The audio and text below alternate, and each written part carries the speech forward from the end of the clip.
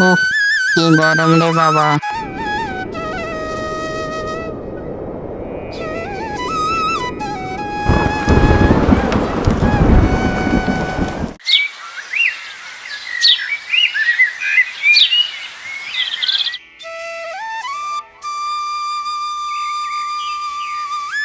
বাপ রে বাপ, এই কি গরম রে বাবা। ঘরের ভিতরেই তো টিকতে পারছি না, তাহলে বাইরে যে কাজ করব কিভাবে? যদি একটু বৃষ্টি হতো তাহলেও তো বাঁচতাম। কি গো, তুমি ঘুম থেকে উঠে পড়েছো? আমি তো আরো ভাবছিলাম তোমাকে ঘুম থেকে ডেকে দেব। না উঠে আর উপায় আছে গিন্নি?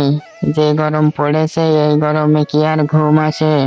গায়ের ভিতর তো আগুন ধরে যাচ্ছে।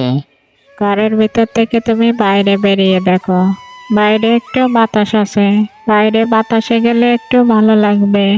আর বাতাস, বাতাস গায়ে লাগিয়ে ঘুরে বেড়ালে তো আর পেটে ভাত জুটবে না।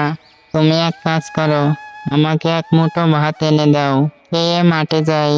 জমিতে অনেক কাজ পড়ে আছে। আচ্ছা, তাহলে তুমি বসো, আমি যে তোমার জন্য ভাত আনছি।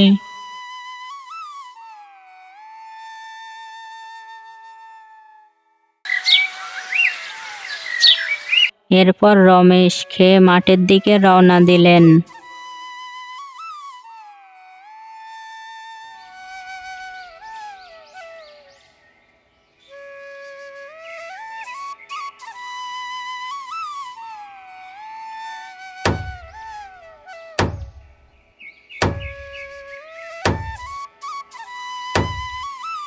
উফ, কি গরম রে বাবা। আর যে সহ্য হচ্ছে না। এত যে রোদের তাপ, সূর্য মনে হচ্ছে মাথার উপরে। যাই ওই গাছটার নিচে যে একটু জিরিয়ে আসি। কাজ তো অনেকটাই করলাম। এরপর রমেশ গাছটার নিচেই গেল বিশ্রামের জন্য।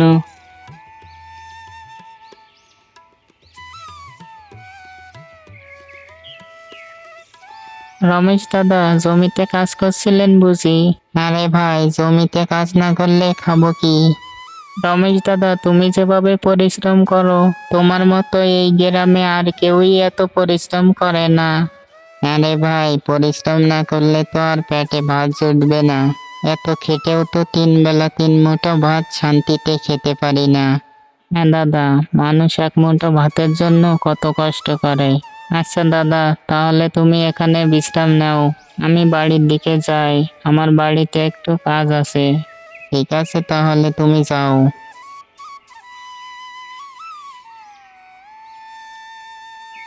এরপর হালকা ঝিরি ঝিরি বাতাসে রমেশের ঘুম চলে এলো।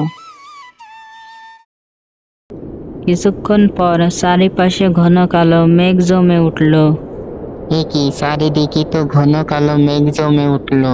মনে হচ্ছে কিছুক্ষণের মধ্যেই ঝড় বৃষ্টি শুরু হয়ে যাবে। যাই, তাড়াতাড়ি বাড়ির দিকে যাই। এরপর রমেশ বাড়ির দিকে রওনা দিলেন।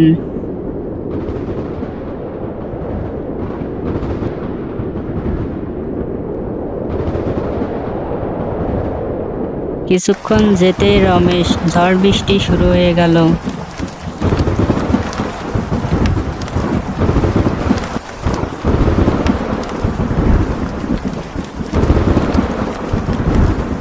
কি গো, তোমার আসতে এত দেরি হলো যে?